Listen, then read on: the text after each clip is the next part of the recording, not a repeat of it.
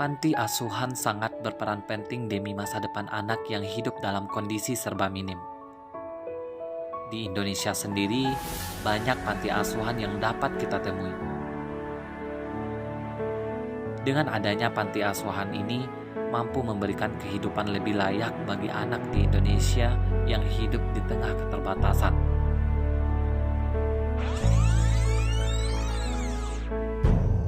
Dan saat ini, saya Ashabul Yamin, Duta Inspirasi Indonesia Batch 7, berkesempatan untuk hadir langsung di Panti Asuhan Aisyah Bukit Tinggi.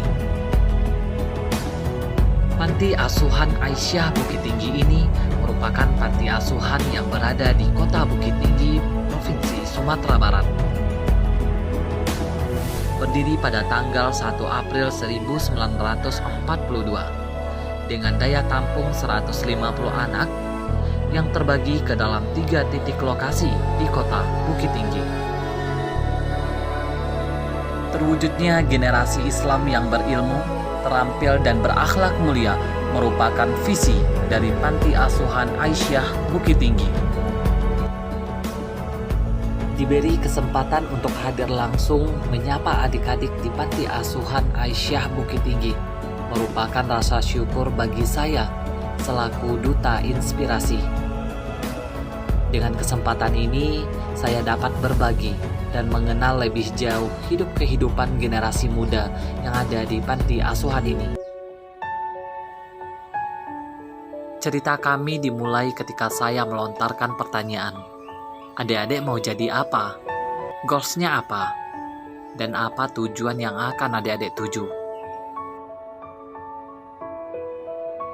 Jawaban mereka tak jauh sama dengan jawaban anak-anak lain seusia mereka. Ada yang jawab mau jadi guru, dokter, dosen, polwan, dan uniknya ada yang jawab mau jadi intel.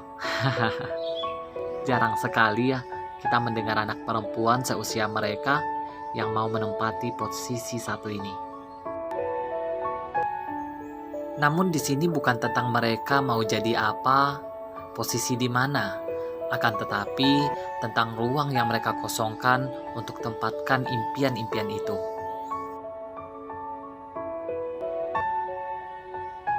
Di sini kita bisa memetik pembelajaran. Bagaimanapun keadaan yang menghampiri kehidupan bukan alasan untuk hentikan tujuan dan musnahkan harapan. Cerita kita berlanjut ketika saya melontarkan pertanyaan berikutnya. Apa perasaan terhancur yang adik-adik rasakan? Dan mengejutkan, ternyata jawaban mereka semua hampir sama.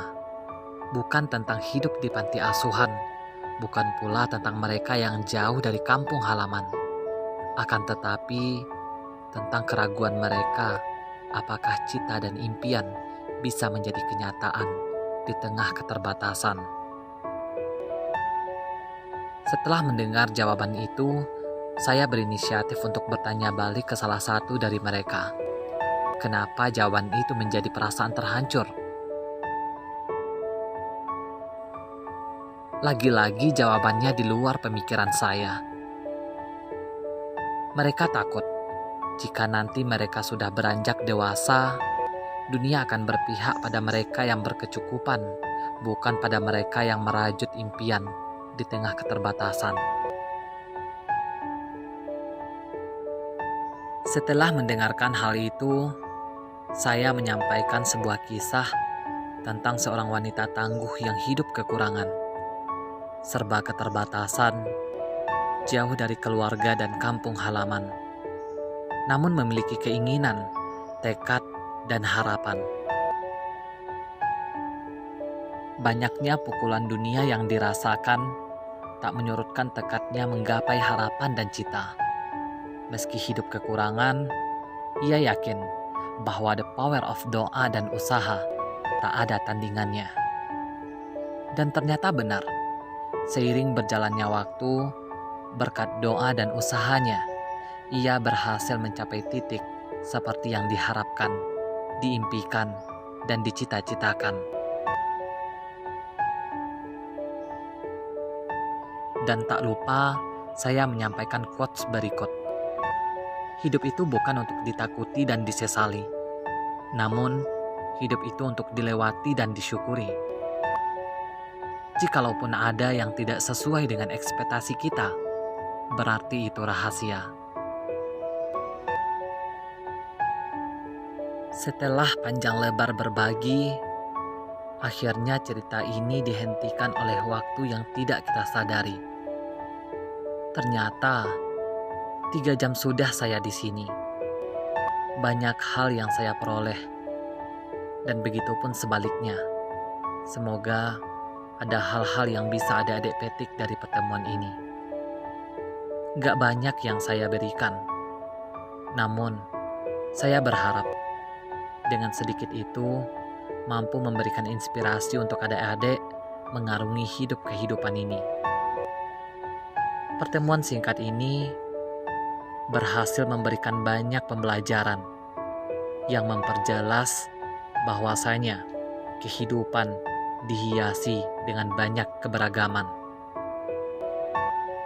Duta Inspirasi Indonesia, 3 bulan mengabdi, selamanya menginspirasi.